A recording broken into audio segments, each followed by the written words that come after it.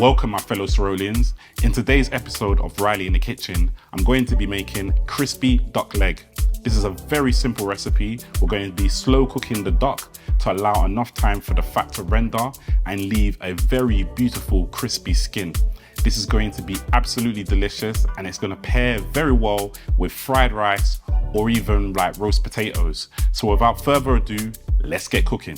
So the first thing I'm going to do is make sure that the duck leg is plucked and cleaned, and then we're going to dab it dry.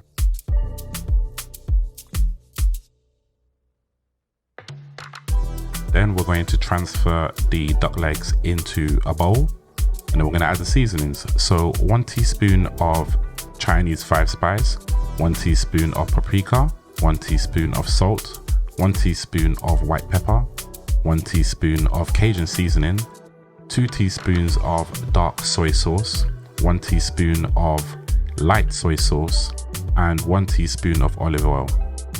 And then we're going to mix that all through so it's completely incorporated. And then with a sharp knife, we're going to stab holes into the duck just to ensure that the seasoning is fully incorporated and goes into the duck meat.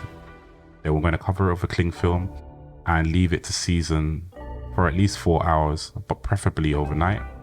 When we're ready, we're going to preheat the oven to 140 degrees Celsius and allow the duck to roast for 2 hours. Once the duck is about to be ready, we can make a marinade. So 1 teaspoon of chili sauce, 1 teaspoon of honey, 1 teaspoon of dark soy sauce, half a teaspoon of Chinese 5 spice, stir that through, some lemon juice, and cracked black pepper. Now we're going to ensure once the duck has been cooked for 2 hours, we take it out, allow it to rest for a little bit, and then completely baste it with the marinade we just made.